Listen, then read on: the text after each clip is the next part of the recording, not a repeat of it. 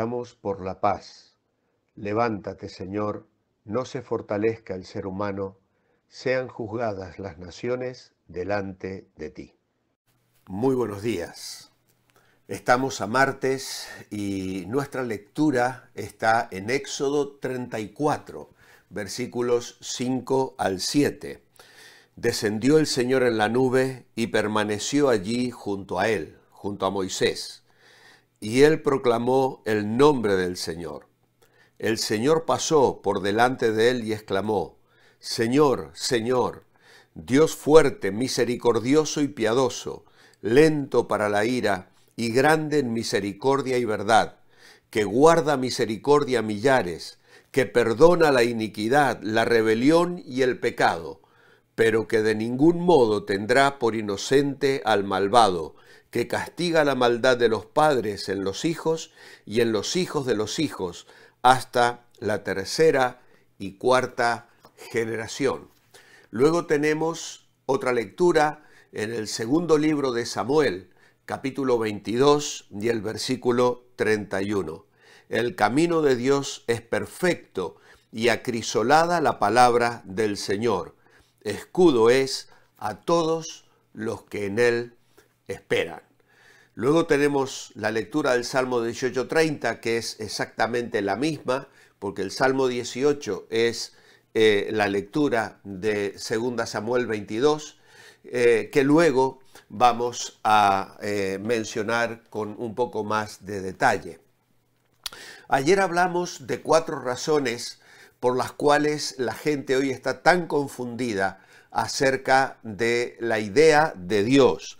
Dijimos que la gente busca sus propios pensamientos, que considera todas las religiones iguales, también que los hombres han dejado de reconocer la realidad de su propio pecado, la gravedad de su pecado, y lo que no es menos importante, en cuarto lugar, la tendencia a disociar la bondad de la severidad, es decir, pensar en un Dios que solamente hará cosas buenas para con nosotros sin tomar en cuenta nuestros pecados. Y acabamos nuestra meditación señalando que la suma de estas 4 actitudes conduce a la incredulidad, bajo el título El Papá Noel y el gigante desesperación. Es que la teología de Papá Noel lleva en sí la semilla de su propio colapso, porque no puede explicar ni dar una razón para el mal. Es imposible ver la buena voluntad de un Papá Noel celestial en cosas tan desgarradoras como la crueldad, la infidelidad matrimonial, la muerte en las calles o incluso el cáncer de pulmón. La única forma de salvar esa perspectiva liberal que se ha extendido desde principios del siglo XX con una fuerza imparable fue la de desligar a Dios de estas cosas, negando que Él pueda tener una relación directa con ellas y negando su omnipotencia y su señorío sobre el mundo. Y entonces esta posición ha sido aceptada por la gente común, que Dios es bueno y quiere hacer el bien, pero no siempre puede aislar a sus hijos del dolor y las dificultades. Así que no hay otra opción ante estas cosas que sonreír, aguantar, ya que la fe en un Dios que es todo bondad y nada severo afirma a las personas en una actitud pesimista y fatalista hacia la vida. Esta es una de las verdades religiosas de nuestros días, que conducen, como lo hacen todas esas 4 opciones de un modo u otro, al país del castillo de la duda y del gigante desesperación, que pretende llevar al peregrino incluso al suicidio, asegurándole que no hay esperanza para él. ¿Cómo pueden los que se han descarriado de este modo volver al camino verdadero?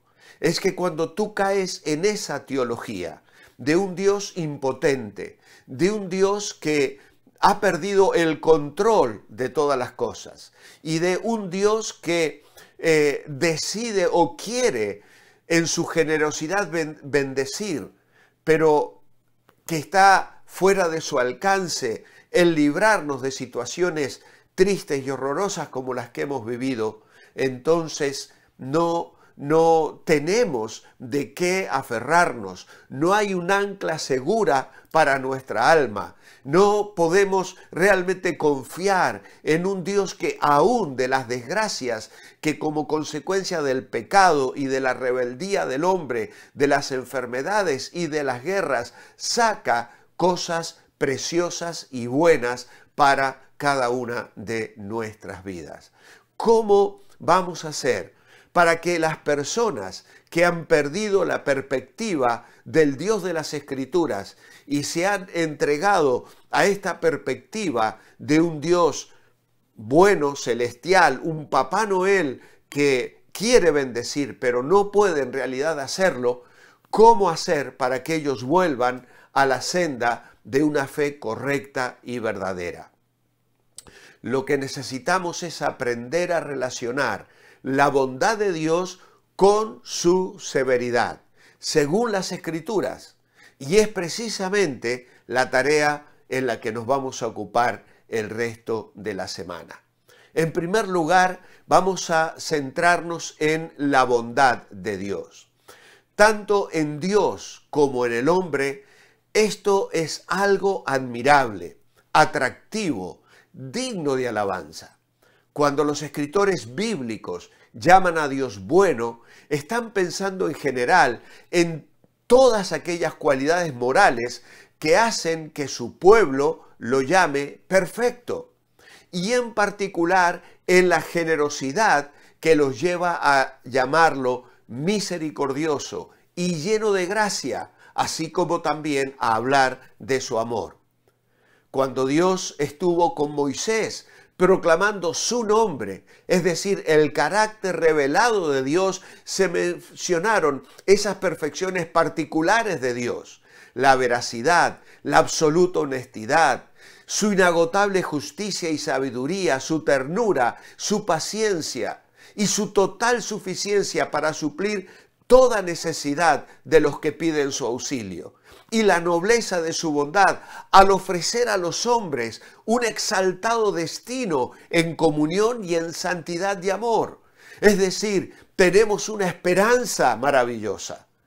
Enfrentamos situaciones difíciles, pero tenemos un Dios que no solo ha prometido acompañarnos y estar con nosotros, sufrir nuestras angustias, identificándose con ellas y ser nuestra fortaleza, ser nuestro consuelo, ser nuestro amparo y finalmente nuestro protector y aquel que habrá de galardonarnos conforme a la fe con la que hemos vivido para Él.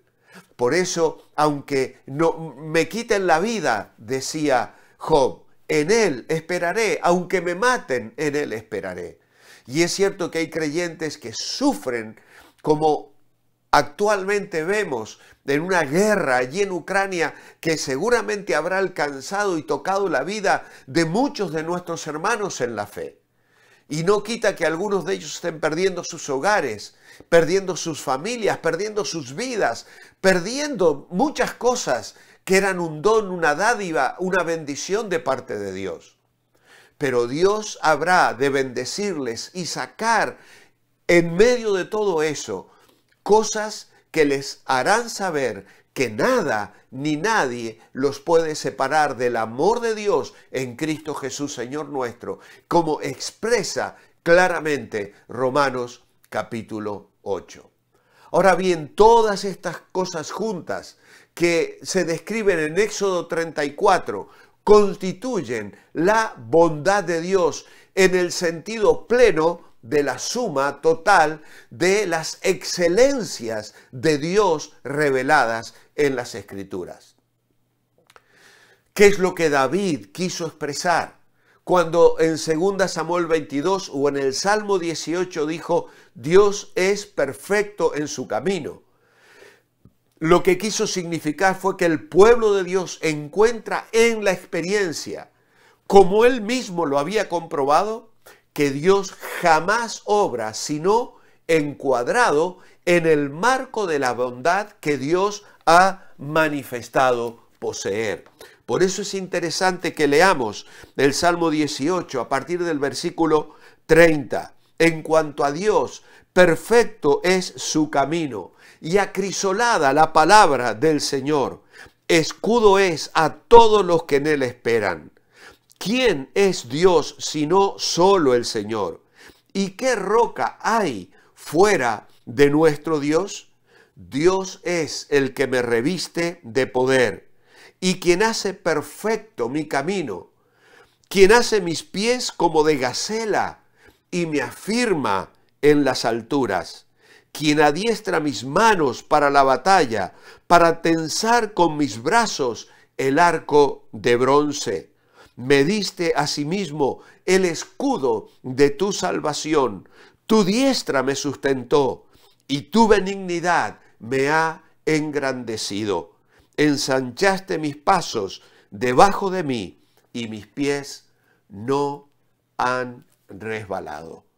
Vemos cómo David en este punto enfatiza de manera creciente lo que Dios es en su experiencia personal.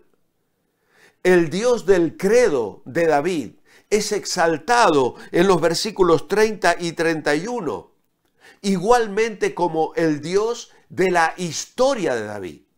Es decir, no solo en el ámbito de la fe, no solo en la doctrina y la teología que podía llenar su mente de argumentos y de conocimiento de un Dios que se había manifestado y cuyo carácter quedó plasmado en las páginas escritas por Moisés. David lo había experimentado en su vida personal. Cuando él habla con Saúl antes de enfrentar al gigante Goliat, ¿qué es lo que describe? La realidad de la presencia de Dios en su vida diaria, dándole la victoria en el trabajo cotidiano de guardar las ovejas de las fieras salvajes. Dios había estado con él. Ese mismo Dios estaría con él para enfrentar el gigante y para llevar al pueblo de Dios a la victoria. El credo de David es la historia de David, es la experiencia personal y es lo que se deduce del uso que el Salmo 18 hace del lenguaje que hemos leído en Éxodo 34. Y justamente hay en Éxodo también el cántico de Moisés en el capítulo 15 y luego en Deuteronomio 32 se ve al Señor por vez primera como extraordinario, perfecto en sus intervenciones y fuerte y seguro como una roca. En el Sinaí, el Dios perfecto en sus caminos califica públicamente a la realidad de una palabra sin falta. Moisés, su portavoz, ordena a su pueblo que graben esas palabras en sus corazones y en su memoria, que las aten alrededor de sus manos y en su frente, que se las enseñen a sus hijos y que les hablen de ello en toda ocasión y por encima de todo, que las respeten y las pongan por práctica. Regirse por esas palabras suyas conlleva bendición y en esa dirección apunta el hallar refugio en él. Desde los tiempos de Moisés hasta llegar a David, todos cuanto así lo han hecho han descubierto que en verdad Dios es su escudo, es su protector.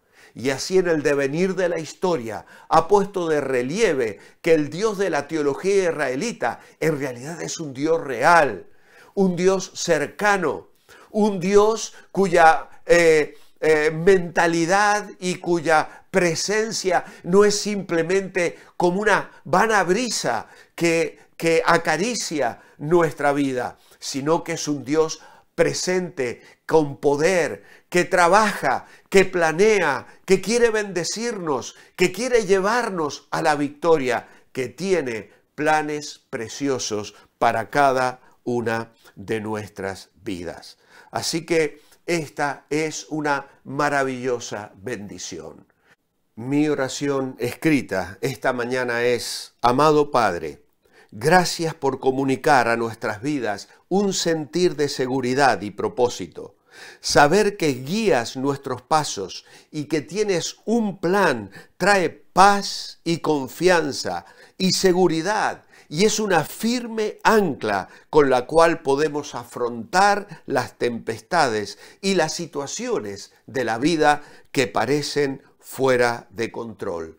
Tú eres soberano, tú eres todopoderoso. En ti confiamos, en ti descansamos, nuestro eterno Padre Celestial.